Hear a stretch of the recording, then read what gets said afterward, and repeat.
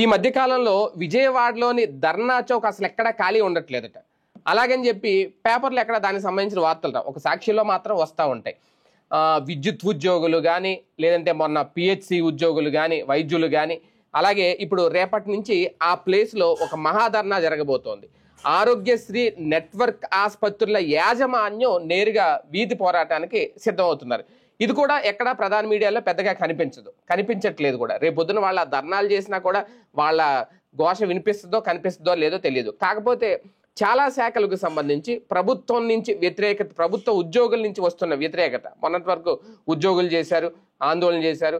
అలాగే సచివాలయ ఉద్యోగులు, గ్రామ వార్డు సచివాలయ ఉద్యోగులు ఇప్పటికీ వాళ్ళ నిరసన వ్యక్తం చేస్తూనే ఉన్నారు. చేస్తూ ఉన్నా సరే జీవో నెంబర్ 11 పేరుతో ఒక కొత్త జీవో ఇష్యూ చేసి, మీరు సర్వేలు చేయాల్సిందే, ఇంటింటికి వెళ్లాల్సిందే, టాయిలెట్లు ఫోటోలు తీయాల్సిందే, వైన్ షాపులకు వెళ్ళి అక్కడ జియో ట్యాగింగ్లు చేయాల్సిందే అంటూ జీవోలో పేర్కొనడం, దాన్ని కూడా వ్యతిరేకిస్తున్నారు. వాళ్ళు కూడా ఒక సీరియస్ ఉద్యమానికి సిద్ధమవుతున్నారు. ఈ వ్యతిరేకత ప్రభుత్వానికి కనిపించట్లేదా, వినిపించట్లేదా? ఇప్పటికే ఆరోగ్యశ్రీ నెట్వర్క్ ఆసుపత్రుల్లో వైద్య సేవలు దాదాపుగా 13 రోజుల నుంచి నిలిచిపోయినాయి అంట.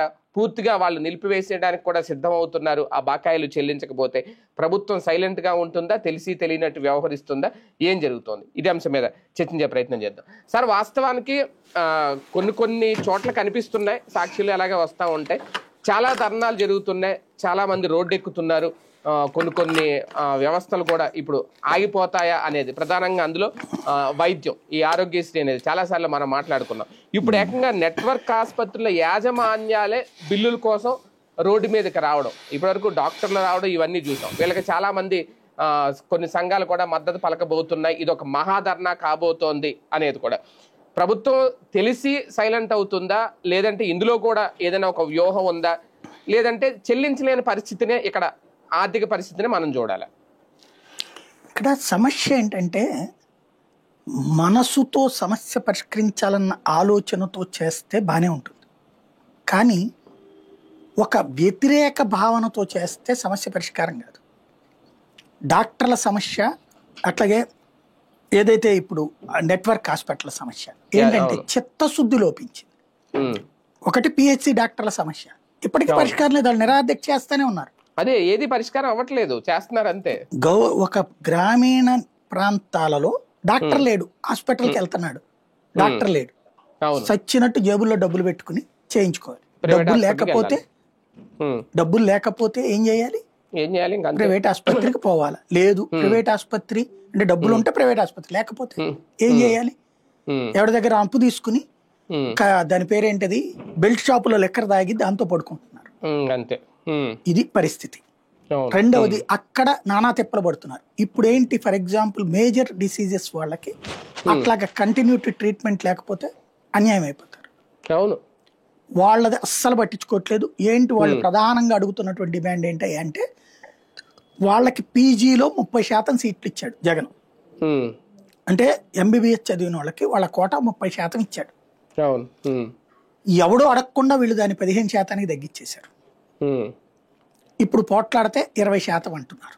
అది కూడా ఈ ఒక్కేడాదికి ఇస్తాం, నెక్స్ట్ ఇయర్ గురించి మేము మాట్లాడకండి అంటున్నారు. మరి అప్పుడు వీళ్ళు పీజీలు ఎప్పుడు చేస్తారు? పేదలకు సేవ చేస్తున్నారు, ఎందుకు ఊరిలో వీళ్ళకేమి ప్రేమతో ఇవ్వట్లా. గిరిజన ప్రాంతాలు వీటిట్లో అప్పుడు జగన్ ఏం చేశాడంటే, దాని పేరేమంటారు, ఎక్స్పర్టైజ్ అంటే ఒక్కొక్క వైద్యంలో అనుభవం ఉన్న వాళ్ళు ఉంటారు కదా, లైక్ గైనకాలజీ, మన అనస్థీషియా ఇట్లాంటిది. అంటే పీజీ వైద్యులకి 2.5-3 లక్షలు, స్పెషలైజేషన్ వాళ్ళకి ఎంత జీతం కావాలో అడగండి అని చెప్పి 2.5-3 లక్షలు పెట్టి ఓకే చేశారు. ఈ ప్రభుత్వం వచ్చాక వాళ్ళలో చాలా మంది మానేసి పక్కకి వెళ్ళిపోయారు. ఎందుకంటే అది కంటిన్యూటీ లేదు. ఇక వీళ్ళే ఆధారం వాళ్ళకి. తీరా చూస్తే ఇప్పుడు వాళ్ళని వదిలేశారు. ఇక రెండవది, ఎక్కడెక్కడ వాళ్ళైనా సరే ఆరోగ్యశ్రీ ఉన్నటువంటి చోట్లకి రావాలి. రాష్ట్ర వ్యాప్తంగా 750 760 ఉన్నాయి ఈ ఆసుపత్రులు ఉన్నదంతే. వీటికి 5,000 కోట్లు ఖర్చు పెడితే సరిపోతుంది. ఒక వ్యక్తికి అపెండిసైటిస్ ఆపరేషన్ వచ్చింది. ఇప్పుడు నాకు బాగా గుర్తు, నాకు 7th క్లాస్ అప్పుడు ఎగ్జామ్స్ కరెక్ట్గా ముందు తెనాల్లో వెళ్తుండగా కింద పడ్డ సైకిల్ మీద నుంచి. ఆ తర్వాత చూస్తే చెయ్యి ఎరగడంతో పాటు అపెండిసైటిస్ వచ్చిందని తేల్చారు. అదే 10th class, sorry 10th class పరీక్ష, ఫస్ట్ పరీక్ష రాసి వచ్చాను నేను. అంటే అప్పటికి అపెండిసైటిస్ పరీక్షలు అయ్యాక ఆపరేషన్ చేద్దామని డాక్టర్ గారు ఏ మందులు ఇచ్చారు, చేస్తా వచ్చాను. కరెక్ట్గా తెలుగు ఫస్ట్ పేపర్ రాశాను. సెకండ్ పేపర్కి సాయంత్రం ట్యూషన్ దగ్గరికి వెళ్తున్నాను. సైకిల్ వెళ్తా ఉండగా ఎదురు నుంచి ఇంకో చిన్న పిల్లలు సైకిల్ మీద వచ్చి గుద్దారు, కింద పడ్డాం. విపరీతమైన పెయిన్ వచ్చేసింది. ఇంటికి వెళ్ళిపోయి అట్లా పడిపోయా. రేపు పొద్దున ఎగ్జామ్. తీసుకువెళ్ళి హాస్పిటల్లో చూపెడితే అపెండిసైటిస్ అర్జెంట్ ఆపరేషన్ చేయాలన్నారు. చేతిలో డబ్బులు ఎక్కడి నుంచి వస్తాయి? మా నాన్నకి వచ్చే నెలలో అప్పు మాట్లాడుకున్నారు షాప్ వాళ్ళు. అప్పటికప్పుడు ఆ షాప్ వాళ్ళు అడ్వాన్స్ అప్పట్లో 1000 రూపాయలు ఆపరేషన్కి. ఈ 1000 రూపాయలు మా నాన్నకు వచ్చే జీతం 800 రూపాయలు. అప్పుడు 1000 రూపాయలు అంటే ఏం చేయాలి? నెలకి 100 రూపాయలు చొప్పున కటింగ్, 10 నెలల పాటు. అంటే 10 నెలల పాటు మేము మా ఇంటి ఖర్చులు తగ్గించుకుని చేసుకోవాల్సి వచ్చింది. ఆ తర్వాత ఇంకో 200 పైన ఖర్చులు అవుతాయి కదా. 800 ఉట్టి దీనికి, మందులు తినటానికి వీటికి అయ్యేటప్పటికి ఇంకో 400. అంటే ఏడాది పాటు 100 రూపాయలు చొప్పున మా నాన్న జీతం కట్ చేసుకుంటే నా ఆపరేషన్ నడిచింది. అంటే నేననేది ఒక పేదవాడి కుటుంబపు యొక్క ఘోష అట్లా ఉంటుంది. అప్పటికి ఆరోగ్యశ్రీలు ఇట్లాంటివి ఏం లేవు. గవర్నమెంట్ హాస్పిటల్లో చేసేటటువంటి ఇది ఉండదు కదా, భయం. అప్పుడు చేస్తారో లేదో ఎట్లా ఉంటుందో ఏంటో అనేటటువంటి. ప్రైవేట్ హాస్పిటల్ చేయించుకుంటే నడిచినటువంటి సిచ్యువేషన్. ఇవాళ పరిస్థితి ఏంటి? ఇక్కడ చేసే పరిస్థితుల్లో ఉన్నదా? ఎందుకు ఆరోగ్యశ్రీకి సంబంధించి ఇప్పుడు ఇవాళ అపెండిసైటిస్ వచ్చినోడు ఎన్ని రోజులు తిరుగుతాడు హాస్పిటల్ చుట్టూ?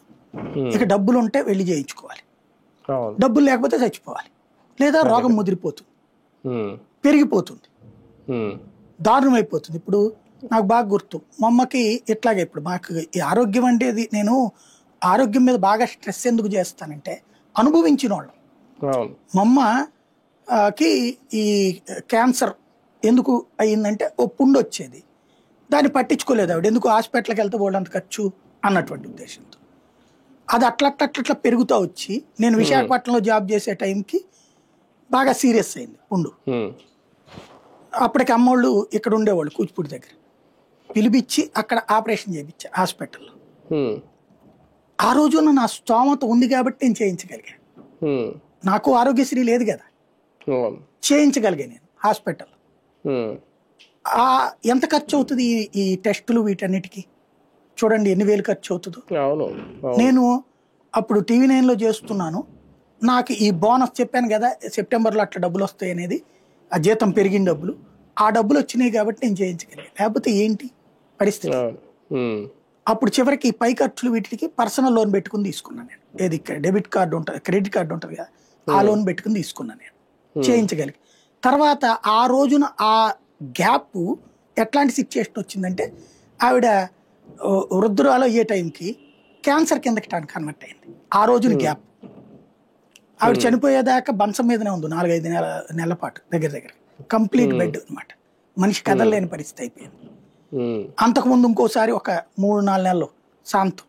అంటే ఈ ఎఫర్ట్ నాకు సమాజం మీద ఇప్పటికీ ఉండే కన్సర్న్ అదే.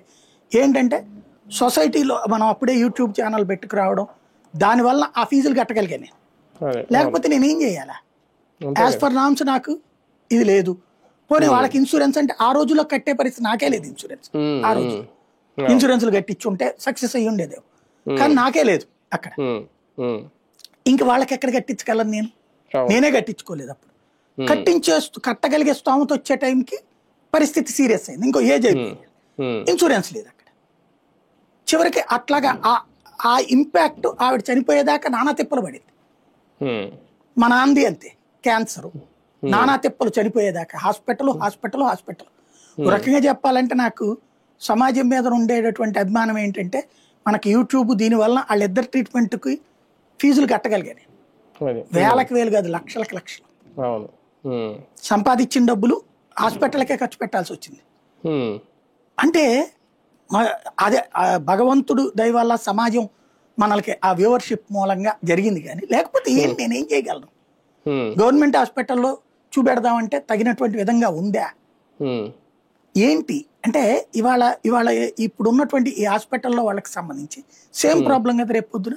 ఇప్పుడు 13 రోజులుగా వీళ్ళు ఆపేశారు అంటే ఇప్పుడు మీరు వాళ్ళకి డిసీజ్ పెరిగిపోతుంది కదా, ముదిరిపోతుంది కదా. ఉన్న వాళ్ళు ఎంతమంది ఇబ్బంది పడి ఉంటారు ఈ 13 రోజుల్లో? ముదిరిపోతుంది కదా, పెరిగిపోతుంది కదా. ఈ బయటికి రావు, ఎందుకంటే ఇవాళ మీడియాలో సామాజిక చచ్చిపోయింది కాదు.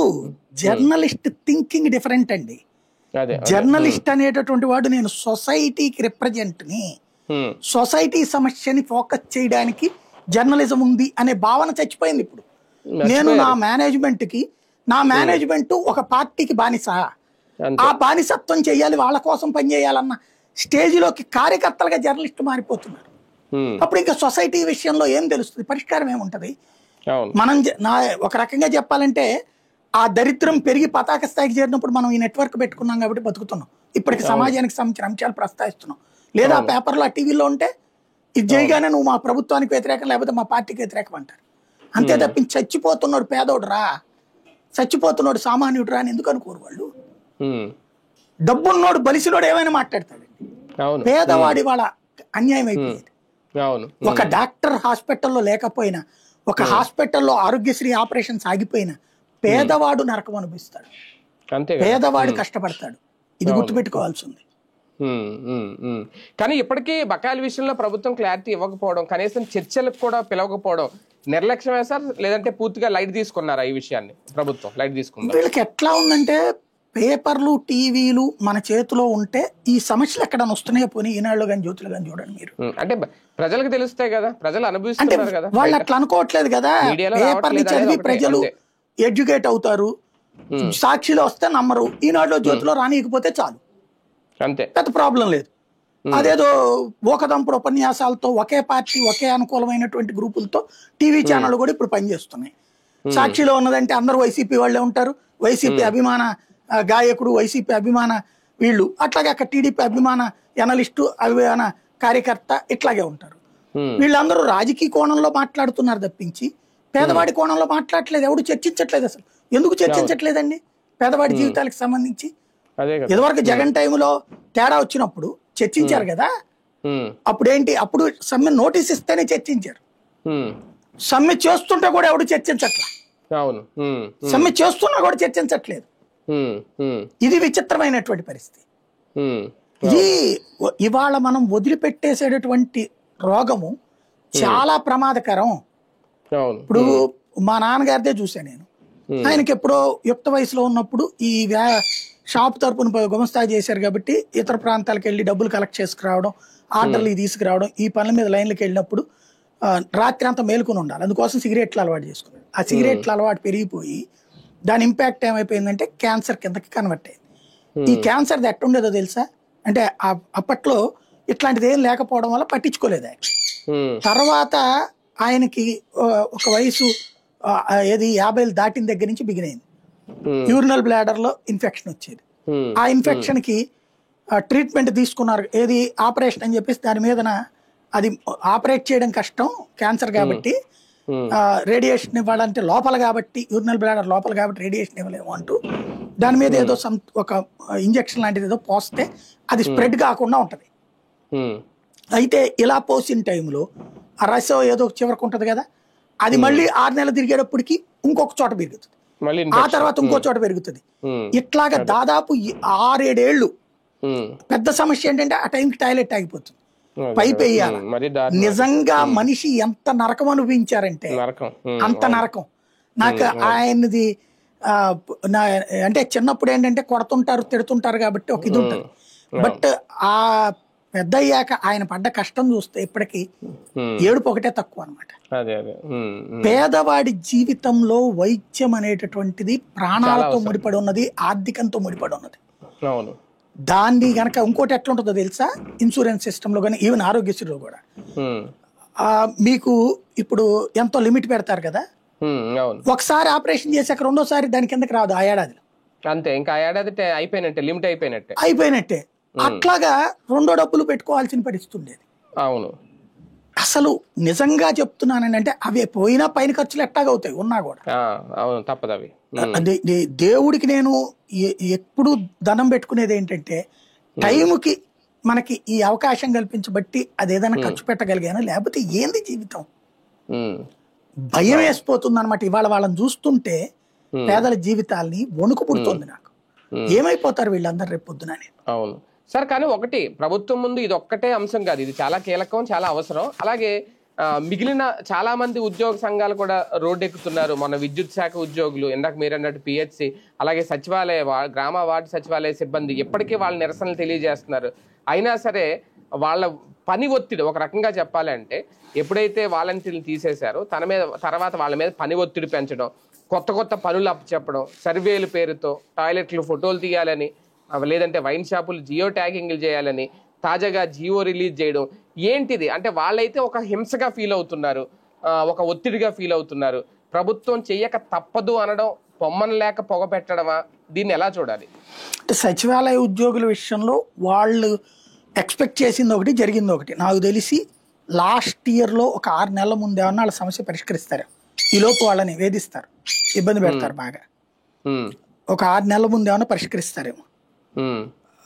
అది వాళ్ళది తప్పదు. ఎందుకంటే వాలంటీర్ల వ్యవస్థ ఇప్పుడు మనకి ఎట్లా ఉందంటే, ఇదివరకటి రోజుల్లో పోరాడే ఓపిక ఉద్యోగుల్లో ఉండేది, నాయకుల్లో ఉండేది.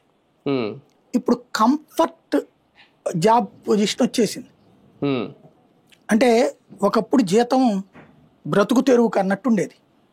ఇప్పుడు కాస్త ఈ పిఆర్సీలు, డిఏలు, ఈ సిస్టమ్స్ వల్ల లక్షల్లోకి వచ్చినాయి జీతాలు. వేలల్లోనూ ఉన్నాయి, లక్షల్లోనూ ఉన్నాయి. ఒకప్పటికి మళ్ళీ 5,000, 10,000 జీతాలు కాదు, బతకలేక బడిపంతులు ఉద్యోగాలు కాదు లేదు. కాబట్టి కంఫర్టబుల్ గా నడుస్తున్నప్పుడు ఎందుకు అతిగా పోరాటం, మన నాయకులు పొలిటికల్ గా చూసుకుంటారులే, రోడ్డెక్కి పోరాటాలు అవసరం లేదనేటటువంటి ఫీలింగ్ ఇప్పుడు వచ్చింది. జగన్ ఉన్నప్పుడు రోడ్డెక్కి పోరాడారు. ఎందుకు? వీళ్ళని ప్రోత్సహించిన వాళ్ళు అట్లా ఉన్నది, పత్రికలు, టీవీలు ఇవన్నీ. ఈ రోడ్డు ఎక్కకపోతే ఎట్లా అని. ఇప్పుడేంటి, మీకేంటి ప్రాబ్లం, అది పరిష్కరిస్తారులే, ఇప్పటికిప్పుడు అయిపోతుందా, జగన్ కూడా 5 ఏళ్లకి చాలా పెట్టలేదు, మిమ్మల్ని ఇబ్బంది పెట్టలేదా అని దబాయిస్తున్నారు. ఇక్కడ ఉద్యోగ సంఘాల నాయకుల్ని కూడా ఎట్లా ఎన్నుకుంటున్నారు? ఇదివరకు ప్రభుత్వాన్ని నిలదీసే వాళ్ళ నాయకులుగా ఎన్నుకునేవాళ్ళు, ఇప్పుడు ప్రభుత్వానికి అనుకూలంగా ఉండే వాళ్ళ నాయకులుగా ఎన్నుకుంటున్నారు. అప్పుడు వాళ్ళు మనతో మాట్లాడి పని చేపిస్తారని, దాంతో సీన్ మారిపోతుంది. అనుకూలంగా ఉండేవాడికి మాట్లాడదానివా, నువ్వు ఆగు తర్వాత మాట్లాడదాని అంటే అయిపోయా. లేకపోతే ఏంటండి మీరు ఇబ్బంది పెడతారు, తెలుసు కదా మీ ప్రభుత్వం తిప్పలు అంటే, సరే సార్ అని వచ్చేస్తున్నారు. పరిష్కారం ఏంటి ఇంకా? అంటే జగన్ టైంలో కనీసం చర్చలకైనా పిలిచేవారు. అప్పట్లో ఈ అంగన్వాడీ కార్యకర్తలు ఇలాంటి వాళ్ళు రోడ్డు ఎక్కినప్పుడు బొత్స సత్యనారాయణ గారు ఇలాంటి వాళ్ళు వెళ్ళి చర్చలైనా జరిపారు. కానీ వీళ్ళ బాధ ఏంటంటే కనీసం వీళ్ళని చర్చలకు కూడా పిలవట్లేదు, వీళ్ళతో సంప్రదించే వాళ్ళే కరువయ్యారు. మీరు ఆంధ్రజ్యోతి చదవలేదు అనుకుంటా, మొన్న దీపావళికి ముందు రోజున చంద్రబాబు గారు మాట్లాడారు వాళ్ళతో, ఉద్యోగులతో. జగన్ అయితే అసలు దగ్గరికి రానిచ్చేవాడుగా, చంద్రబాబు గారు వాళ్ళతోనే కూర్చొని మాట్లాడాడని రాశారు వాళ్ళు. నేను చెప్పాను కదా ఇందాక, ఒక కమిటీ వేశారు వాళ్ళ కోసం, ఆ కమిటీ ద్వారా పరిష్కరించే ప్రయత్నం చేశారు. తర్వాత జగన్ దగ్గరికి వెళ్తుండేవాళ్ళు, కమిటీనే లేదు. అదే కదా సరే మొన్న బాబు గారు చెప్పేశారు కాబట్టి అయిపోయింది. ఆ డిఏ గురించి ఒకటంటే ఇట్లా అయిపోయింది. ఓవరాల్ గా ఏంటంటే ఆందోళనల బాట, ఇప్పుడు ఉపాధ్యాయుల ఆందోళన బాట ఏం పరిష్కారం అయిపోయిందని ఆగిపోయారు. అదే కదా ఎలక్ట్రిసిటీ ఎంప్లాయీస్ ది అసలు మీరు ఏం అడగకుండా అయ్యా తర్వాత చూద్దాం అన్నారు, ఆగిపోయింది. ఏం పరిష్కరించారు అక్కడ? అట్లాగే సచివాలయ ఉద్యోగులు ఏం పరిష్కరించారని ఆగారు ఉద్యమం. అంటే నాయకులు బెదిరించేస్తున్నారు వీళ్ళు. నాయకులు కూడా ఇదివరకు ఏంటంటే నాయకులు వెనకాల ఉద్యోగులందరూ సిద్ధంగా ఉండేవాళ్ళు, వాళ్ళని అరెస్ట్ చేస్తే ఊరు వాడ బ్లాక్ చేయడానికి. ఇప్పుడు ఉద్యోగులు అధికార పక్షానికి తాబేదారులుగా పనిచేసే పరిస్థితి గ్రౌండ్ లెవెల్లో తెచ్చారు. ఎమ్మెల్యే చెప్పిన మాట వినాలి, లోకల్గా ఉన్నటువంటి పార్టీ ఇన్ఛార్జి మాట వినాలా, వాళ్ళు చెప్పినట్టే నడుచుకోవాలి. వీళ్ళు సమ్మె చేశారనుకోండి, ఆ లోకల్ లీడర్లతో చెప్పిస్తున్నారు. అంటే డీసెంట్రలైజేషన్ అయిపోయింది ఉద్యోగుల మీద పెత్తనం ఇప్పుడు. కాకపోతే గత 5 ఏళ్లతో పోలిస్తే ఇప్పుడే ఆ విజయవాడ ధర్నా చౌక్ చాలా బిజీగా ఉంటుందంట. ఏ రోజు ప్రతిరోజు ధర్నా చౌక్ బిజీగా ఉంటుంది. ఎందుకు? ఎవడు పట్టించుకుంటున్నాడు? అదే పట్టించుకోవట్లేదు కానీ నేను అనేది. కానీ ఎవరో ఒకళ్ళు ఏదో ఒక శాఖకు సంబంధించిన వాళ్ళు అయితే వస్తున్నారు అక్కడ. నేను అంటోంది అదే, ఇదివరకు కూడా జరిగినాయి. ఇదివరకు హైప్ వచ్చేది, హైలైట్ అయ్యేది.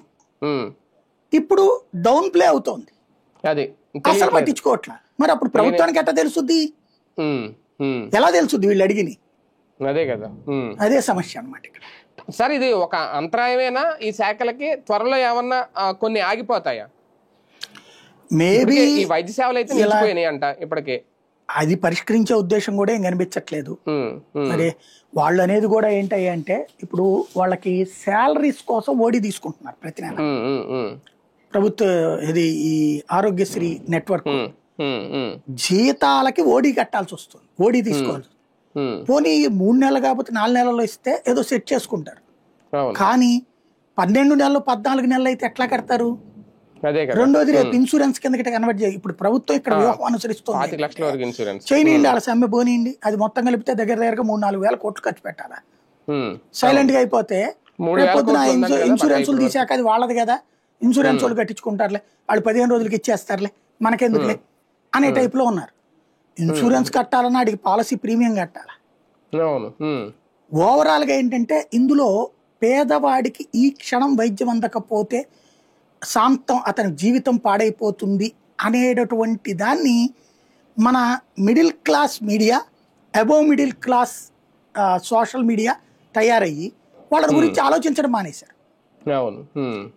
కాబట్టి ఎవరికి పట్టా? ఈవెన్ ఇప్పుడు మీరు చూడండి, మనం ఈ ప్రజల సమస్యల గురించి పెట్టే వీడియోలకి, ఇట్లాంటి ఇష్యూస్ గురించి పెట్టే వీడియోలకి చాలా తక్కువ వ్యూవర్షిప్ వస్తుంది.